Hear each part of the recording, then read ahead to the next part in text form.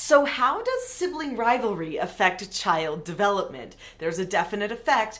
I am Nicholeen Peck. I teach self-government, parenting, communication all over the world. And in this video, we're going to be talking about sibling rivalry and what it does to our children.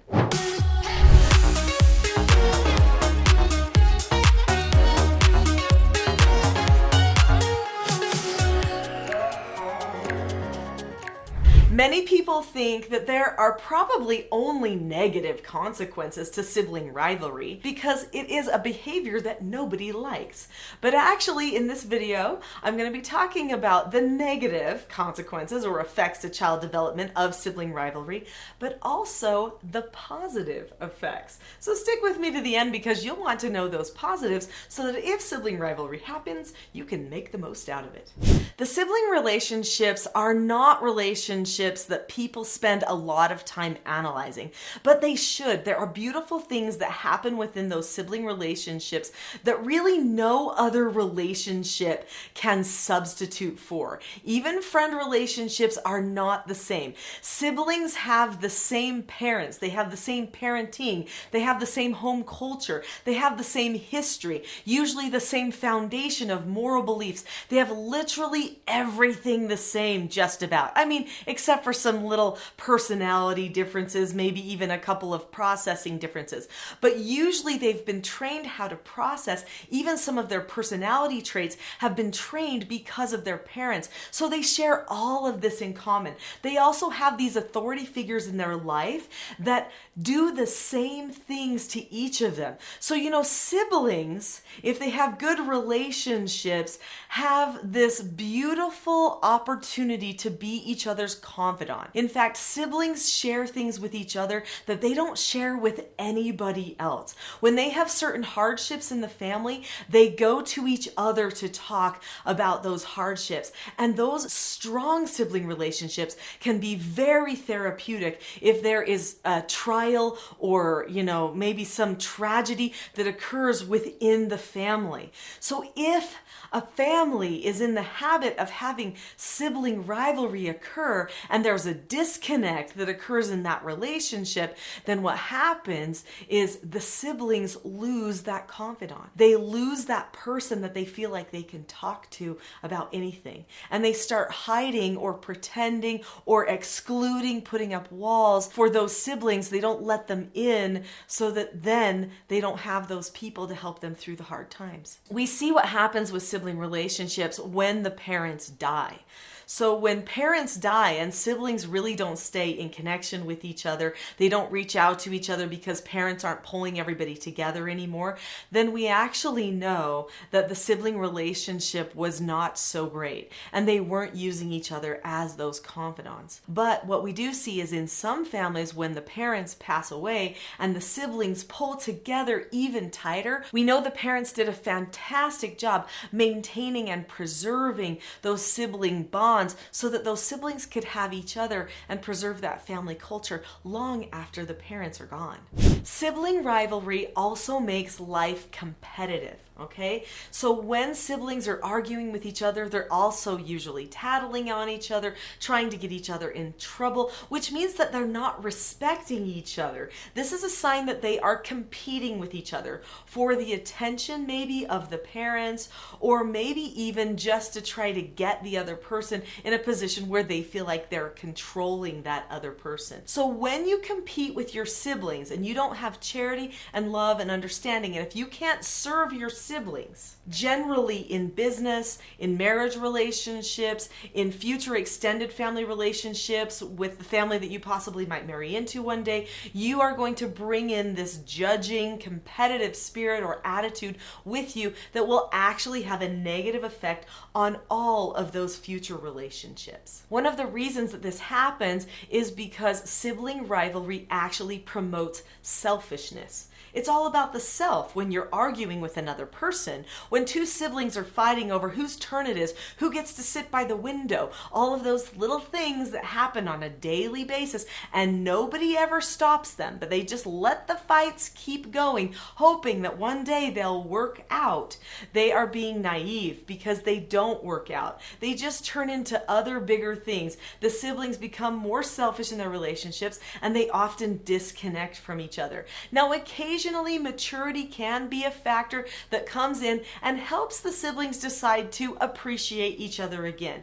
It's very common that people will have negative relationships with their siblings when they're younger, and then they hit their older teen years, and all of a sudden they'll start bonding to each other a little bit more because maturity is setting in, the prefrontal cortex is developing more and more, and they're starting to see, I might need people as I go out into life. But here's the thing, even though they're wanting other people in their life and they're thinking they might need those people, that still could actually be pursuing a relationship for selfish reasons. So if we want to get rid of selfishness entirely, we have to teach the children how to get along with each other. In fact, I have tons of resources for how children can get along with each other.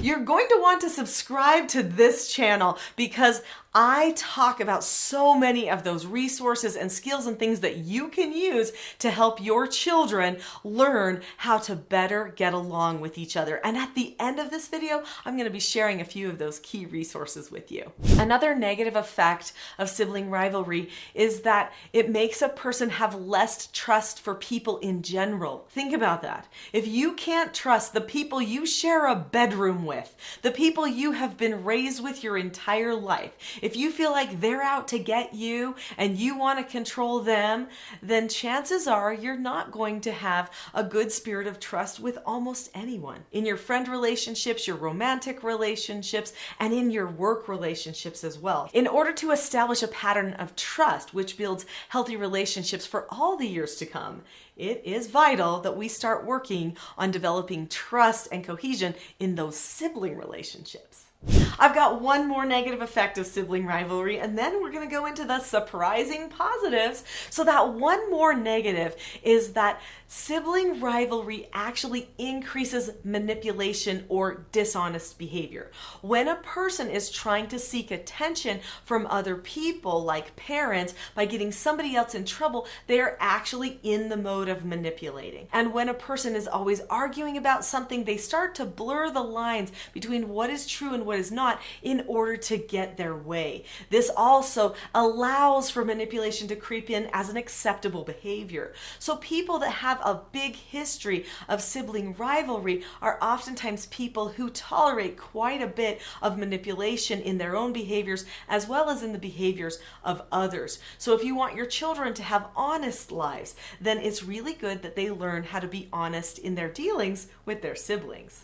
So what are the positives of sibling rivalry? How could I be the person who even says that when I am trying to help parents all of the time solve the problem of sibling rivalry that's happening in their home? Well, as I pondered on this topic, I realized there are some positive things that can come from sibling rivalry, especially if the parent knows how to handle it. So one of the positives that comes from sibling rivalry is that a person, if the sibling rivalry is handled correctly, if the parents correct the problem and have the children communicate in a proper way afterward, then what this does, this establishes a pattern of good communication skills for their future. So they see some people argue, but that's not necessary, right? And so I've had a moment where I argued with a person. It's not necessary. I did it the right way. I communicated in a way such as using a skill that I teach called disagreeing appropriately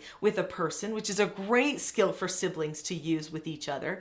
So I can use now that type of communication with other people instead of falling into arguing again. So it teaches them cause and effect so that they can actually make a better choice. So it's not a disaster if there's a moment when the children are arguing with each other. Just use it as a teaching moment so that they can see for the future why that isn't the best way and how to better communicate with other people. This will help them identify when people are communicating productively versus non-productively, and they'll be able to analyze themselves better too. And that's the key to self-government. A person can't learn self-government unless they're willing to do consistent analysis of themselves and fix the problems that they find. This increase in awareness of communication and what is productive communication leads to a fantastic skill called diplomacy. So this is another positive thing.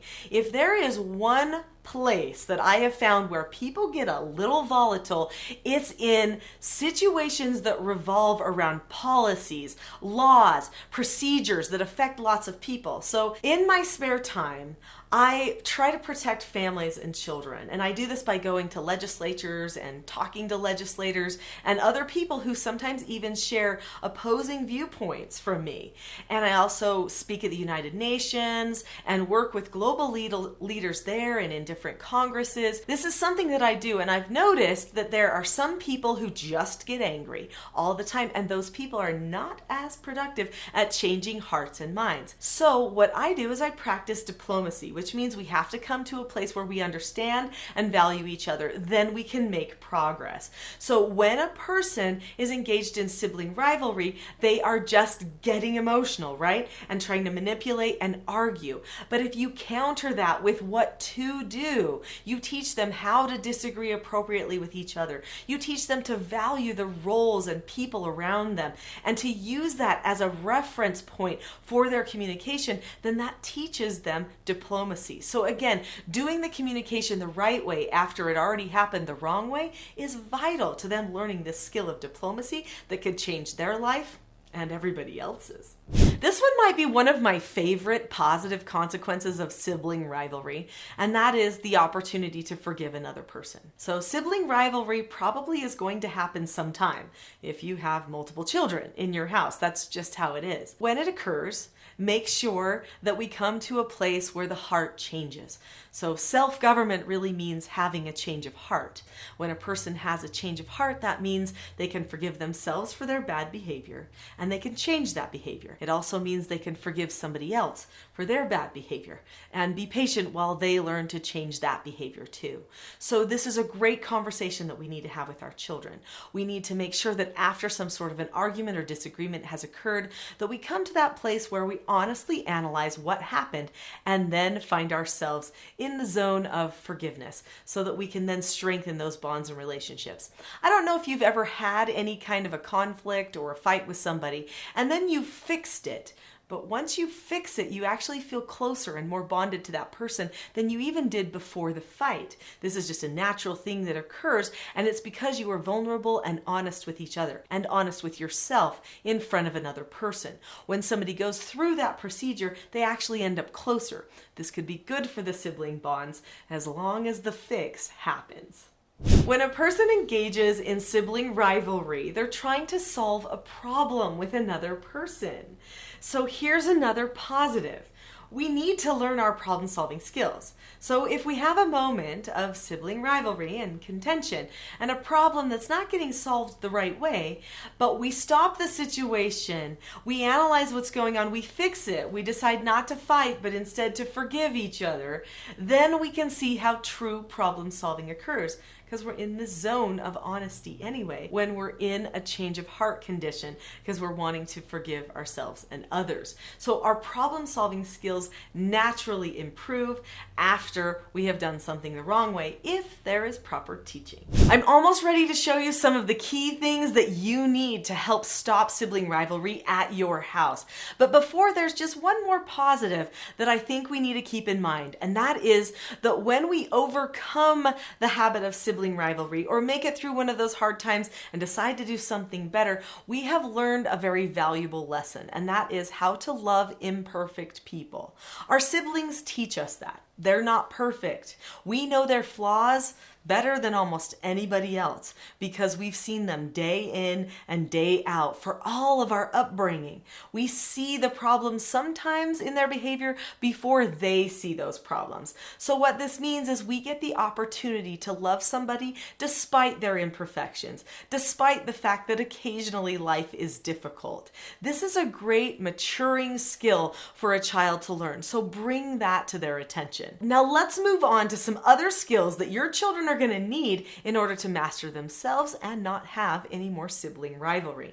In my Teaching Self-Government course, which is on my website, teachingselfgovernment.com, I train parents how to create an environment where the parents and the children learn self-mastery and the hearts can be knit together. As part of this course, there are 4 basic skills that we teach children. The 4 basic skills are actually taught in these 4 children's books. This book teaches following instructions. That's a 5-step process. Now, how would that help sibling relationships? Well, in the course, I also talk about creating a family vision or a picture of the future of where we're headed. And that's now going to be an understood instruction. So if we do things that go against that or that are bad sibling relations, which is sibling rivalry, then we know we're not following instructions and we can bring them back to this skill to remind them what they should be doing. Another skill that we teach is taught in this book, and that is accepting no answers and criticism. Sometimes siblings giving each other no answers. When they give each other no answers, this is oftentimes when their biggest problems occur. So if they learn the 4-step process for how to accept no answers, that's going to be life-changing for them. Additionally, let's say someone gives a no answer, but somebody feels like they need to talk to their sibling about it because they don't agree with that no answer. Well, this book teaches the skill disagreeing appropriately, which I've mentioned multiple times. This is a way for them to problem solve and sort out their problems together. Finally, this book teaches the skill accepting consequences. So when the sibling rivalry occurs, you are going to have the skills, if you've learned the self-government skills, for how to correct those problems in a calm and effective manner that promotes unity. And those are things I teach in my course. That way, they will be ready to accept their consequence. So you're going to teach them how to accept a consequence, because if a person does not accept their consequences, they can't actually learn self-government. Go to teachingselfgovernment.com and find these books. They are going to help you, and find the course so that as the parent, you get the skills you need to correct the problems in a calm and productive way so that they will use those 4 basic skills.